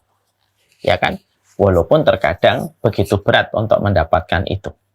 Mari kita mencontoh doanya Umar bin Khattab di dalam satu keterangan di dalam Muwatta Imam Malik kalau tidak salah. Umar bin Khattab itu berdoa begini. Allahumma inni as'aluka syahadatan fisabilika wa wafatan bibiladi nabiyika. Ya Allah, aku minta mati syahid di jalanmu dan wafatnya di tanah nabimu. Wa wafatan bibiladi nabiyika. Ada seorang sahabat yang mengomentari doanya Umar bin Khattab. Wahai Umar bin Khattab, khalifah kami, kalau kamu minta syahid, jangan di kota Nabi, kota Madinah. Karena kota Nabi pada saat itu ketika Umar bin Khattab menjadi khalifah, itu kota yang paling aman. Karena betul-betul kekuasaan Islam pada saat itu sedang menderu-deru luar biasa, menakutkan musuh-musuhnya Allah dan Rasulnya. Romawi lagi betul-betul bersiap-siap untuk menyambut musuh baru yang selama puluhan tahun mereka menghadapi Persia. Tiba-tiba munculnya Islam. Persia tiba-tiba mereka khawatir karena Persia itu jatuh total itu pada saat ketika pada pemerintahan Umar bin Khattab. Kota Madinah menjadi kota yang paling aman pada saat itu. Makanya ketika ada yang mendengar doanya Umar bin Khattab, beliau berkata, kalau engkau ingin mati syahid, jangan di kota Nabi, karena kota Nabi tidak ada peperangan. Tapi Nabi tetap berdoa. Tapi kemudian Umar bin Khattab tetap berdoa, ingin matinya di kota Nabi, yaitu kota Madinah. Dan ternyata siapa yang benar? Umar bin Khattab atau temannya?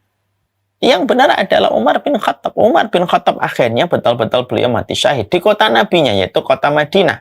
Ketika beliau ditusuk oleh Abu Lulu'ah al-Majusi. Di mana beliau meninggalnya? Di kota Madinah. Mati syahid. Karena yang membunuhnya adalah seorang Majusi yang dendam kesumat karena Persia dijatuhkan dan dihancurkan. Doa itu adalah kekuatan. Makanya meringankan kita. Mari kita belajar dari Nabi Ibrahim, Bapak dan Ibu, bersama dengan Ismail alaihi salam. Bahwasanya di dalam salah satu riwayat disebutkan bahwasanya Nabi Ibrahim itu tidak setiap waktu membersamai Nabi Ismail. Dalam beberapa riwayat itu diterangkan bahwasanya Nabi Ibrahim itu 3 kali menjenguk Ismail di kota Mekah, di kota Bekkah. Yang pertama ketika nganter, yang kedua ketika beliau berusia 9 tahun dalam proses penyembelihan, yang ketiga tidak ketemu, yang keempat yaitu ketika beliau mendapati Ismail sudah mengganti palang pintunya, yaitu mengganti istrinya. Tapi yang menarik perhatian kita untuk kita tadaburin dan kita jadikan perenungan itu apa? Masya Allah. Kenapa Nabi Ibrahim itu tidak membersamai Ismail setiap hari? Tidak membersamai Ismail itu setiap saat. Tapi uniknya, istimewanya itu apa? Istimewanya itu adalah Nabi Ibrahim walaupun tidak membersamai Ismail itu setiap waktunya, tapi Ismail itu bertumbuh kembang menjadi anak yang begitu taat dan begitu solih, dan beliau diberikan oleh Allah itu adalah menjadi nabi. Berapa banyak ayah menemani anaknya tidak karuan. Tapi ada seorang ayah yang tidak menemani anaknya, ada seorang abi, ada seorang bapak tidak menemani anaknya, selayak Nabi Ibrahim, tetapi anaknya menjadi seorang nabi dan rasul, yaitu Ismail. Para ulama lalu berkata, karena doanya Nabi Ibrahim itu banyak mendominasi dalam pendidikan Ismail. Makanya doanya Ibrahim untuk Ismail itu banyak diabadikan dalam Quran. Ibaratnya gini, ini kemudian Ibrahim, ini Ismail. Ibrahim dan Ismail ketika terbentang jarak yang cukup jauh, maka kemudian Ibrahim itu transmisinya itu naik ke atas, yaitu kepada Allah. Allah kemudian menurunkan apa yang disampaikan Ibrahim kepada Ismail. Karena Allah sudah dilibatkan dari semenjak pertama. Allah itu kalau sudah dilibatkan semenjak pertama, maka sesungguhnya Allah betul-betul maka Allah tidak akan mengecewakan terhadap permintaan hambanya. Bukankah Allah tidak pernah mengecewakan permintaan hambanya? Maka ini kemudian yang didapati bahwasanya doa itu adalah kekuatan. Yang berikutnya, doa itu kemudian setelah kekuatan itu apa? Doa itu adalah pembeda. Karena yang membedakan kita dengan makhluk, yang membedakan kita dengan Allah itu adalah di dalam kita berdoa. Makanya kemudian kita menjumpai ya bagaimana Allah itu semakin diminta semakin senang. Beda dengan manusia. Manusia itu semakin diminta semakin sesek dadanya berkurang senyumannya. Sebut saja di komunitas yang ada di sini. Siapa yang paling dermawan? Fulana, Ustaz. Oke, fulan atau fulana. Minta sekali, 2 kali, 3 kali, 4 kali. Lama-lama senyumannya akan hilang. Lalu akan berkata, jangan minta saya terus dong. Saya kan juga punya kebutuhan. Kenapa dia bisa gitu? Karena basicnya manusia itu punya sifat pelit. Beda dengan Allah. Allah itu semakin diminta, semakin Allah itu senang. Semakin diminta, maka semakin Allah itu ridho. Semakin diminta, semakin Allah akan memberikan sesuai dengan prasangka hambanya. Maka itulah yang kemudian kita pahami. Bahwasanya yang keempat, doa itu adalah pembeda. Yang kelima, doa itu merupakan sebuah investasi. Karena orang yang berdoa itu tidak pernah merugi, kan? Ada nggak orang yang rugi di dalam doa? Tidak ada orang yang rugi di dalam doa. Makanya kemudian kita menjumpai dalam salah satu riwayat, ma min muslimin yatullah laisa fiha ma'samin wa laisa fihi qati'atu rahimin illa atahu iyyahu min ihda salasi khisal. Tidaklah seorang muslim ketika dia berdoa kepada Allah, tidak ada doanya untuk memutuskan tali silaturahmi kecuali Allah kabulkan dengan 3 macam cara. 1, atahullahu iyyah. Allah akan kasih persis yu'ajjali da'watihi. Akan diberikan sesuai dengan doanya. Minta mobil, dikasih mobil. Minta rumah, dikasih rumah. Dikabulkan cash dan kontan. Ini cara pertama. Bukan satu-satunya. Ada cara yang kedua. Kadang tidak diberikan kontan. Kadang-kadang diberikan yang kedua. Menjadi kebaikan dan pundi-pundi pahala di akhirat. Kemudian kadang-kadang yang ketiga. Yaitu adalah dihindarkan dia dari musibah yang lebih besar. Dia minta mobil. Allah tidak kasihkan mobil. Karena Allah tahu kalau dia dikasih mobil akan dapat musibah. Allah hindarkan dia dari musibah karena doa yang dia panjatkan. Akhirnya dia tetap punya motor, tapi tidak mendapatkan musibah kecelakaan mobil. Ada orang minta rumah, nggak dikasih rumah. Bukan Allah nggak mampu. Kun fayakun kecil jadi itu. Tapi kenapa Allah nggak ngasih dia rumah? Padahal Allah kan maha kaya dan tidak akan berkurang walaupun ngasih seluruh makhluknya tiap hari dan tiap detik tidak akan berkurang kekayaan Allah. Kenapa Allah nggak mau ngasih rumah? Bukan Allah nggak mau ngasih rumah. Dia berdoa minta rumah. Allah tahu ini kalau dapat rumah ada musibah besar yang akan menimpa kepadanya, baik musibah dunia ataupun akhiratnya. Allah hindarkan dia dari musibah itu. Allah tidak berikan dia rumah supaya dia tidak mendapatkan musibah tersebut.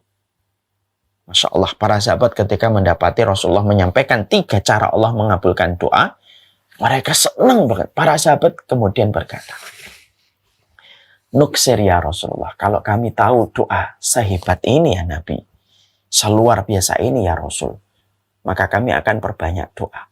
Dijawablah oleh Rasulullah, Allahu aksar, Allah lebih banyak dari apa yang kalian minta.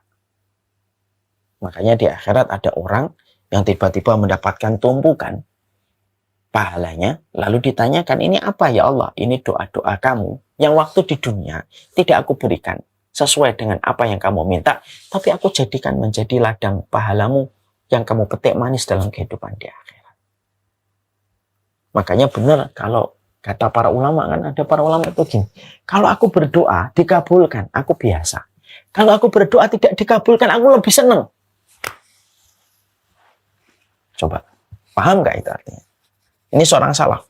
Kalau aku berdoa dikabulkan, kalau aku berdoa itu dikabulkan, aku ini biasa. Tapi kalau aku berdoa kok tidak dikabulkan, malah aku senang. Kenapa? Karena yang pertama adalah keinginanku, yang kedua itu adalah keinginannya Allah. Jadi terkadang bahwasanya kita harus paham, Allah tidak mengabulkan doa itu bukan karena tidak mampu. Kecil bagi Allah. Dan kalaupun Allah mengabulkan setiap permintaan kita, minta kamera, minta rumah, minta ini, kecil bagi Allah. Dan ketika Allah ngasih pun tidak akan berkurang. Sedikit pun seujung kuku. Kerajaan Allah tidak akan berkurang. Tapi kenapa Allah tidak ngasih? Karena itulah pilihan Allah bahwasanya selalu pilihan Allah lebih baik daripada pilihan manusia. Salah satunya dihindarkan dari musibah atau dijadikan pahala kelak di akhirat. Makanya kita harus merenungi apa yang disampaikan oleh Umar bin Khattab. Inilah ahmilu hammal ijabah wa ini ahmilu fit doa. Hammat doa. Saya itu tidak peduli apakah doaku dikabulkan ataukah tidak. Tapi yang lebih aku khawatirkan itu kalau aku tidak diberikan taufik lagi untuk berdoa kepada Allah. Masya Allah. Saya ulang kembali ini. Apa yang disampaikan oleh Umar bin Khattab.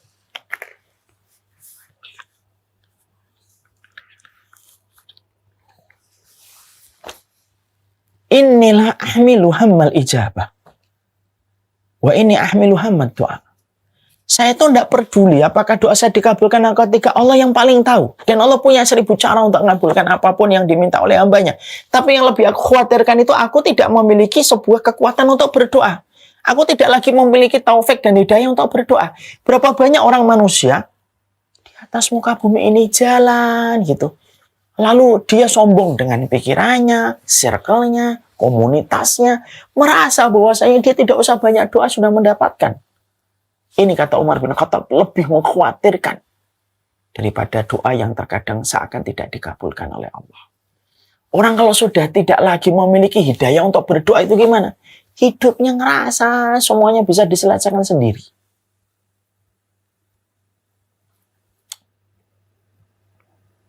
Dan inilah yang kemudian menjadikan akhirnya kita memahami doa itu adalah sebuah investasi besar.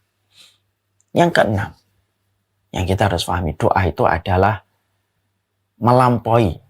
Doa itu merubah yang mustahil menjadi mustajab. Masa Ustaz? Iya. Doa itu melampaui.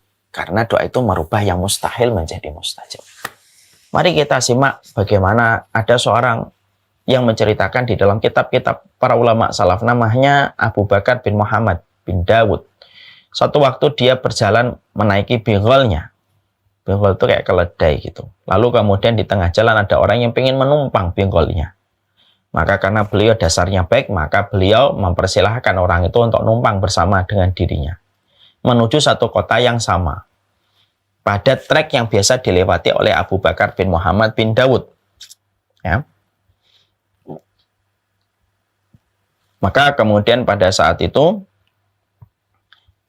tiba-tiba yang menumpang mengendari bersama dia itu mengarahkan sebuah trek yang baru, jalan yang baru. Abu Bakar bin Muhammad bin Dawud asalnya menolak lewat situ. Kenapa? Dia tidak mengenali trek situ. Lalu si penumpang di belakangnya meyakinkan kepada dirinya, enggak, insya Allah di sini jalannya lebih cepat. Kamu belum tahu kan? Karena bermodal keyakinan, ya akhirnya diikutin. Ketika sudah beberapa waktu berjalan, tiba-tiba mendapati satu keanehan. Banyak sisi kanan kiri itu sudah mulai kelihatan tulang-tulang manusia. Kaget dia. Ketika dia mencoba untuk membalikan kembali bigolnya menuju ke jalan biasa, ternyata yang di belakang sudah mengarahkan senjata kepada dirinya. Dan dia berkata, saya rampok kamu. Di sebuah tempat yang tidak akan, teriakanmu tidak akan terdengar oleh siapapun. Dia turun dari bigolnya, langsung lari, dikejar sama perampoknya. Abu Bakar bin Muhammad berkata kepada perampoknya, sudahlah ambil perbekalanku, ambil bigolku, sudah, jangan kejar saya. Perampoknya bilang, masalah keledaimu, bigolmu, perbekalanmu itu sudah jadi milik saya, tidak usah kamu debatkan lagi, tidak usah kamu suruh, itu sudah jadi milik saya. Tapi saya ingin membunuh kamu. Dikejar. Dan kecepatan perampoknya lebih cepat daripada speed larinya Abu Bakar bin Muhammad. Ditangkap. Ketika akan ditusuk, maka kemudian Abu Bakar bin Muhammad memohon, izinkan saya beribadah dulu kepada Allah. Sekali ini aja sebelum saya meninggal dunia. Perampoknya ternyata masih ada hati nurani. Oke, mau apa kamu? Saya mau sholat 2 rakaat. Boleh. Setelah ini sudah ya. Ya, sholat. Dalam kondisi gemetar ya. Ketakutan, keringat bercucuran, sampai semua hafalan di dalam sholat hilang. Tidak ada yang dia ingat kecuali hanya satu ayat. Surat An-Naml 62. Amma yujibul muttar idza da'ah wa yakshifus su'. Siapa orang yang kemudian bisa siapakah yang mampu untuk memberikan siapakah orang yang mampu mengabulkan ketika terhimpit dan mampu untuk menyingkirkan semua kesulitan? Kalau bukan Allah itu siapa? Hanya itu ayat yang dia ulang-ulang. Sampai 2 rakaat itu. Ketika dia gemeter, mau salam gitu. Maka pada saat itulah tiba-tiba muncul penunggang kuda dari satu lembah yang tidak ketahuan dari mana asalnya. Lalu melemparkan lembing mengarah tepat ke jantung perompak dan terperosok dia mati. Seakan-akan tidak percaya Abu Bakar bin Muhammad ini lalu menemui pengendara kuda itu. Dari mana kamu datang? Dari zat yang mengabulkan keadaan ketika manusia terhimpit dan menyingkirkan semua kesulitan. Lalu penunggang itu pergi lalu menghilang. Kisah itu nyata ada. Memberikan kepada kita doa itu merubah yang mustahil menjadi mustajab. Menjadikan yang jauh menjadi dekat. Dan itu di dalam kita berdoa. Yang ketujuh, doa itu merupakan bagian dari sebuah ibadah. Ya, artinya setiap kita berdoa, setiap kita kemudian memohon kepada Allah, maka sesungguhnya semakin banyak kita mendapatkan pahala di sisi Allah. Mintalah doa terus.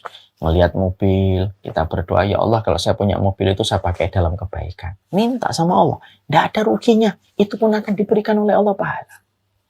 Ya Allah, saya kalau punya tanah seluas itu saya akan bangun sebuah tempat rumah kreativitas dakwah. Berdoa sama Allah. Teruslah berdoa sama Allah. Karena setiap kamu meminta, lembaran-lembaran pahalamu bertambah. Sebagaimana rukuk dan sujudmu. Dan yang kedelapan, doa itu adalah mengubah. Karena tidak ada yang bisa mengubah takdir kecuali adalah doa.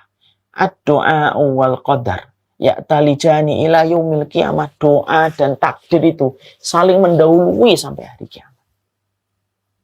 Doa dan takdir itu saling mendahului sampai hari kiamat. La yuraddu qadar illa bidoa. Tidak akan dirubah satu takdir kecuali dengan doa. Masya Allah, doa bisa merubah takdir. Dan kita bisa merubahnya menjadi satu kebaikan. Masihkah kita tidak berdoa sama Allah? Masihkah kemudian kita menahan diri untuk tidak berdoa kepada Allah? Dengan semua kekuatan yang dimiliki di dalam doa. Inilah yang disebut dengan mengetuk dan membuka pintu langit. Semoga makna ini yang kita hadirkan. Semoga makna inilah yang menjadikan kita ngerti. Jangan hanya berdoa, tapi dari hati yang lalai. Pikiran melayang-layang. Yang tidak mengetahui makna dari setiap apa yang dia panjatkan.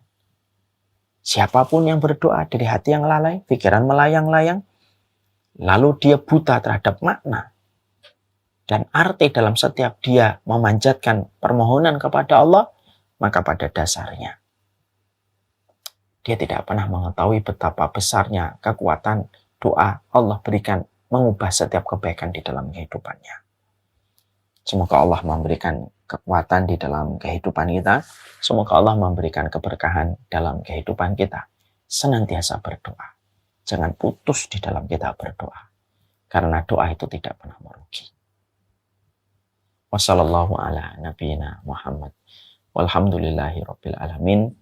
Ini yang dapat kami sampaikan pada kesempatan hari ini. Berjumpa dengan para santri dan para santriwati yang luar biasa menemani dan membersamai di dalam perjalanan ilmu, dan kita menasihati diri kita masing-masing, termasuk saya kepada diri saya. Dan semoga nasihat ini ada yang bisa menghidupkan yang mati dan membasahi yang kering.